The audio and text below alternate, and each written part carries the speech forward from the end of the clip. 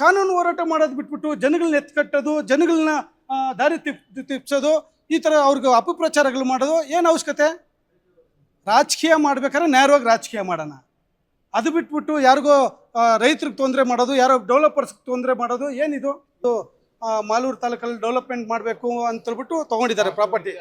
ಈ ಒಂದು ವಿಚಾರಕ್ಕೆ ಇವರು ಇಲ್ಲ ಸೊಲ್ಲದ ಅಪವಾದಗಳು ಮಾಡ್ತಾ ಇರೋದು, ತುಂಬಾ ಡ್ಯಾಮೇಜ್ ಮಾಡ್ತಾ ಇದ್ದಾರೆ. ಇವ್ರಿಗೆಲ್ಲರಿಗೂ ಡ್ಯಾಮೇಜ್ ಮಾಡ್ತಾ ಇದ್ದಾರೆ.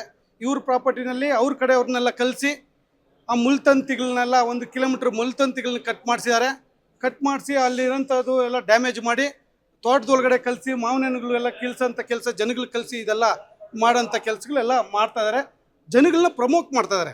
ಏನು ಜನಗಳನ್ನ ಎತ್ಕಟ್ಟಂಥ ಕೆಲಸ ಮಾಡೋದು, ಇಲ್ಲಿ ಏನೋ ಗೌರ್ಮೆಂಟ್ ಜಾಗ ಹಾಕ್ಕೊಂಡ್ಬಿಟ್ಟಿದ್ದಾರೆ ಅಂತ ಹೇಳ್ಬಿಟ್ಟು ಆಪಾದನೆಗಳು ಮಾಡೋದು, ಜನಗಳಿಗೆ ಏನೋ ದಲಿತರಿಗೆ ಇಲ್ಲಿ ಸೈಟ್ ಕೊಡ್ಬೋದಾಗಿತ್ತು ಅಂತ ಹೇಳೋದು, ದಲಿತರಿಗೆ ಮೇಲೆ ಇಲ್ದಿರೋಂಥ ಪ್ರೀತಿ ಇವಾಗ ತೋರಿಸೋಂಥದ್ದು, ಇವೆಲ್ಲ ಮಾಡ್ತಾ ಇದ್ದಾರೆ. ಆ ಉದ್ದೇಶಕ್ಕೋಸ್ಕರ ಇವತ್ತು ಏನಲ್ಲಿ ಪ್ರಾಪರ್ಟಿ ಒಳಗಡೆ ಹೋಗಿ ಅಕ್ರಮವಾಗಿ ಹೋಗಿ ಪ್ರವೇಶ ಮಾಡಿದ್ದಾರೆ, ಅಲ್ಲೇನು ಡ್ಯಾಮೇಜ್ ಮಾಡಿದ್ದಾರೆ, ಅವ್ರ ವಿರುದ್ಧವಾಗಿ ಇವತ್ತು ಕಂಪ್ಲೇಂಟ್ ಕೊಡ್ಬೇಕಂತ ಹೇಳ್ಬಿಟ್ಟು ಕಂಪ್ಲೇಂಟ್ ಕೊಟ್ಟಿದ್ದಾರೆ.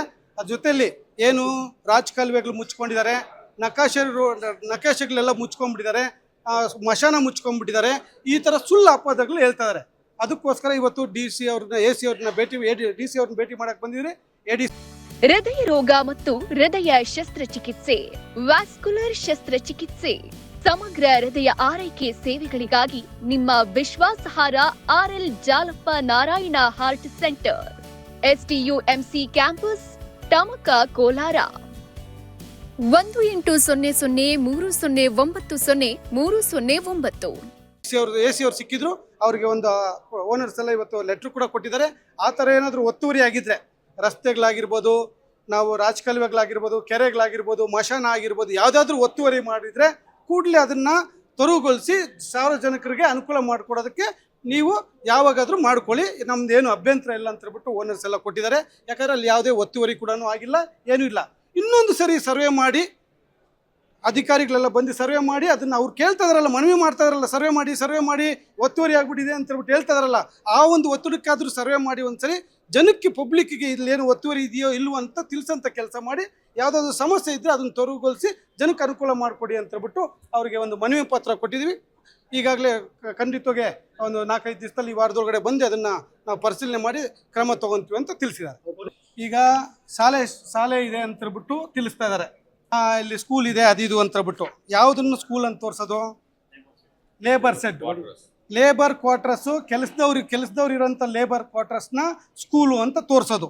ಎರಡನೇದು ನೋಡಿ, ಇದ್ರೊಳಗಡೆ ಮನೆ ಒಳಗಡೆ ಏನು ಕಿಚನ್ನು, ಮನೆ ಒಳಗಡೆ ಇರೋಂಥ ಕಿಚನ್ನು ಎಲ್ಲ ಸಂಪೂರ್ಣವಾಗಿ ಇಲ್ಲೇ ಇದೆ. ಇದನ್ನು ಹೋಗ್ಬಿಟ್ಟು ಜನಕ್ಕೆ ದಿಕ್ಕು ತಪ್ಪಿಸೋಂಥ ಕೆಲಸ ಸ್ಕೂಲು ಅಂತ ತೋರಿಸೋದು.